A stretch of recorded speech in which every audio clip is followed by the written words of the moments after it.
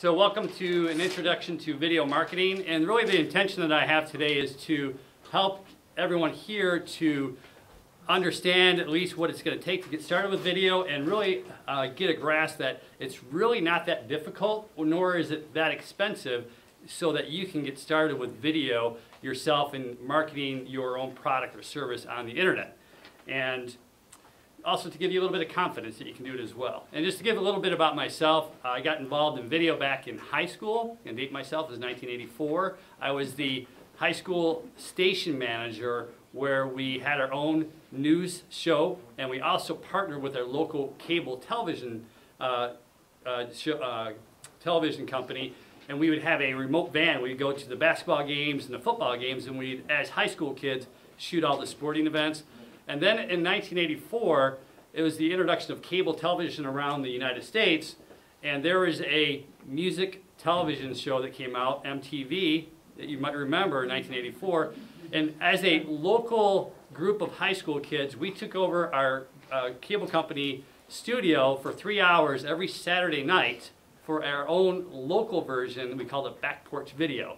And so we got to play videos. So as kids, we were doing the camera and the lighting, and the switching, the audio. We set up a stage, and it was really a lot of fun and a great experience as well. So that was back in high school, and ever since then, I've had my finger in video, and I've done stuff over the years. And it was really not until about 2 years ago, and I'm checking out the internet, and I'm like, what's this YouTube thing, you know? And it was just starting to get going, and so that's when I really started to focus on what is YouTube and how can I market my product or service or help others do that on the internet. And so just so you know that YouTube, it is the second most used search engine right behind Google. And who owns YouTube but Google, right? And for the past year or so, I've created, I don't know how many channels, but I've uploaded probably about 550, maybe 600 videos to YouTube. So I've got experience in doing video and uploading to YouTube. I love it. It's a great channel for marketing. So why video? In thinking about that, why would you choose to have video for your own product or service? And the same reason we would come to a meetup, so that we can develop relationships. And it's really about developing the relationships so you can know, like, and trust other people. Video helps you to do that without having that face-to-face presence. You can put your best pitch or your best information on a video, and you can do it a number of times to get it right and polished, and then you put it up on your Facebook page, your website, your blog. Obviously you have your YouTube channel, and so that you can put, it's out there and you're creating good content. The statistic right now is 56% of internet traffic is video. So obviously it's trending in that direction. People are watching video more and more. And one other thing is that if you have a online, if your presence is online, if someone is going to do business with you, more than likely they're going to probably Google you or your business at some point in time. They're just going to put your name in Google and just hit enter and see what comes up. And wouldn't you love to have some great videos of you, talking about your product or service and really giving some valuable information that they can go, oh, I like this person, So that's a great way to do that. And it really helps you to build yourself as, and position yourself as an expert and a leader and an authority in your industry. So, topics. What are you going to talk about on your videos? And in any industry, there's probably going to be maybe 10 or 12 frequently asked questions. And that's where you would start, is what are the most commonly asked questions that I'm going to get as someone who's involved in my industry. And then do your research, put together a nice, concise little explanation of the frequently asked questions, and then go after that. You research, you rehearse, you get confident, you get competent, and then you can put your best pitch forward and record it. So after the 10 or 12 frequently asked questions, there's probably going to be maybe a dozen should ask questions. If someone is really researching into your product or service, there's going to be a deeper level of, okay, I get that, but what about this? And there's going to be a deeper level of questions. And so that's right there, 20 or 24 different videos that you can create. And just so you know that the average time spent on YouTube is less than a minute. So you got to keep your videos concise. So don't give a long video, but do a bunch of short little ones. That's the point I was making. So and one thing I'll talk about, or just a point to consider, is that absolutely you're a part of a company, a product, or service, just like we know Gary's part of Send Out Cards, and it's not necessarily about the company that you're involved with. It's more about you and your authority, your expertise, and your knowledge, and people are going to come along with you and not necessarily a company that you're involved with. So the bottom line, the question you should be asking yourself is, how can I bring more value? How can I help? How can I serve? And those are the questions that you really need to answer when you're creating the content for your videos. Does that make sense? You're kind of all looking at me. Okay. So the majority of the videos that you're going to do are going to be on camera. You speaking in front of a camera, which is where you're going to see a lot of people doing their own videos. But what happens if you're camera shy? If you just don't like being in front of the camera? And there's a lot of people that don't like being in the camera. Well, there are a lot of free software as well as paid software to help you create like slideshow presentations. Maybe you just put up a picture and it's your voice speaking behind the picture as pictures are going by, or content, different PowerPoint, details are going by on the slideshow presentation. The largest one is called Camtasia. It's a program that's called, or it's about $500 or $600 for the most recent one. You can get older ones. If you want a free version, which doesn't have as many bells and whistles, but I still use it, it's great, it's called Cam Studio. It's an open source. You can just download it to your computer, you plug it in, and it's very quick, and it's very intuitive. You can be up and going very quickly. It's called Cam Studio. So those are the two most well-known if you want to just create like PowerPoint slide videos. So if you're going to be recording with yourself on the video, you want to consider a couple different things, like the setting, the camera, tripods, editing. I just want to touch on those real quick. So the setting, one of the most important things is how is the lighting? You'll see videos where they look really dark and the background's really bright, or you just can't, or they're really blurry or whatever. The setting, you got to look at the lighting is very important, especially with cheap cameras. And a setting, is it complementary? Is it distracting? Is it interesting? Think about what's behind you. When I set this up, isn't that a nice background right here? I mean, this is a beautiful room with a nice setting there. So the second thing to consider is audio. And audio, if it's a bad audio on a video, you might listen for a minute, especially if you think it's good, but if it's bad, you're going to click away. You're just going to go for something else. So you got to think about, is there any background noise? Is the AC on? Is the heater on? Is there a buzz? Is there traffic? Is there a dog barking? Or is it nice, clean audio? So that's really important. And the audio level, is it too high or is it too low? These are all considerations when you're thinking about the volume of what you're recording. Then it comes down to cameras. Now, the camera I've set up recording here today, I spent about $700. Tripod and the batteries and everything else a little bit more, but that's all you really need. It's an HD camera. But before I go there, I'm going to ask, who has an iPhone or another camera that records video? Okay, you've got your camera studio. You've got your studio right there, essentially.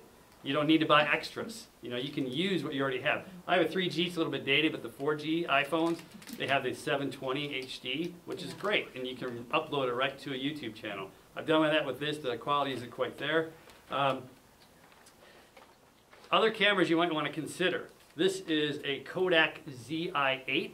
Okay, now you can get these refurbished, less than $100, about $80. Okay, and what I love about this camera is that you're not limited by the memory, because you can put an HD card in here. This is an 8 gig. It will record about an hour of HD, quality video. So you have a video camera, less than $100. You can record over an hour, plug it in, and the other thing that I like about this camera is that it has a microphone jack. So you can have a lavalier mic to cut out any other background noise. It's really nice. The most probably well-known brand name is called a Flip, which is very similar. And the beautiful thing about these cameras, you can have the chip that pops in and out, but also, geez, heavens, it also has a USB port. So you record it, you plug it into your computer, you upload it, boom, you're done. It's that quick and easy. There are other cameras that are similar to this. And one resource that I go to is called B&H Photo. They're out of New York, bnh.com, okay? But I found a similar type of camera, 25 bucks for a camera. Okay, it's that cheap now. I wouldn't necessarily recommend that, but just to give you an idea that they are inexpensive, you definitely want to read reviews and see what other people are saying if the quality is really there. But my whole thing is that you can get a nice HD camera, less than 100 bucks, to record your videos. Other video cameras that you want to get, if you're going to higher end, you're going to be talking $1,800, $2,000, and up from there. And this, again, is a great resource to check that out. And other things that I touched on was tripods. Well, this is a tripod right here. This is less than 5 bucks.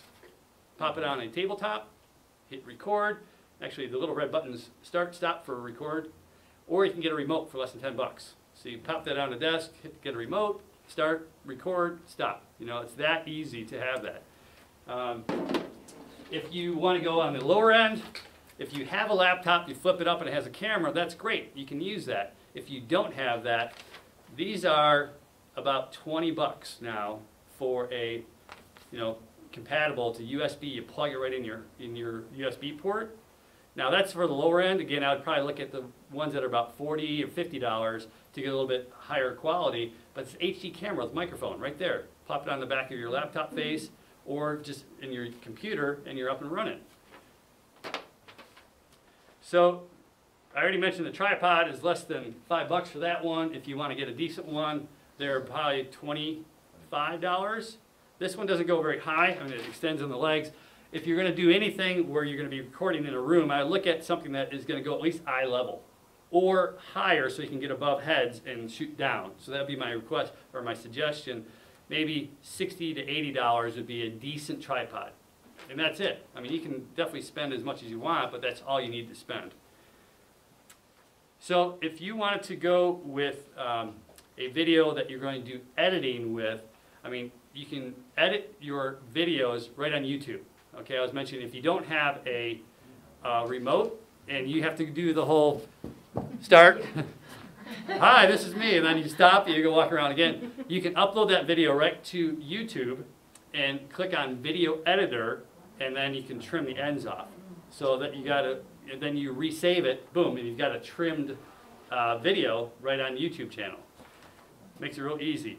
If you wanted to create graphics, put some name and your website address, your phone number, maybe put some music there. Most PCs, if they don't have it already loaded, you can get it for free. It's called Windows Movie Maker. And you can download it from the net onto your PC. It's free. It's a pretty simple, bare bones editing software, but again, it'll chop up video, you put them together, you add some graphics, and it's free. It's great. iMovie is what you use on a Macintosh, okay? And it's the same thing. It's free. It's already there.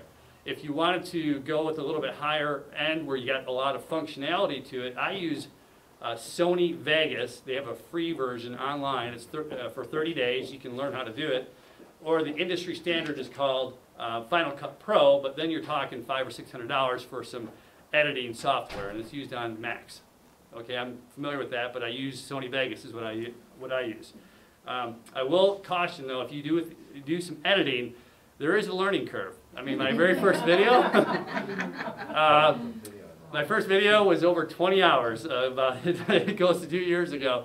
I can do the same one today in about 35 minutes, So there's a lot of, okay, how do you do this? There's a YouTube. Oh, okay, I get it now. You go back and you do this.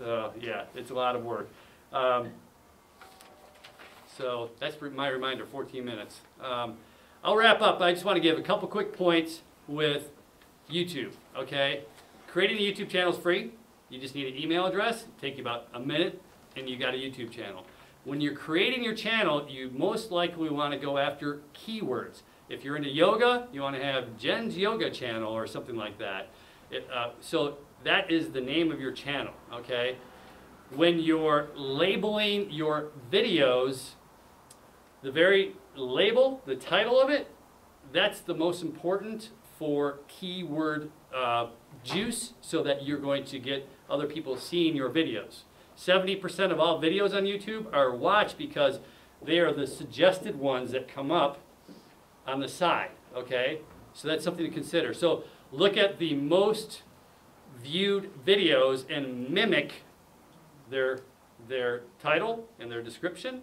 And the last point I'll make about YouTube is the very first thing in the description, not the title, but when the description box is an active link to your website or blog or wherever you want them to go.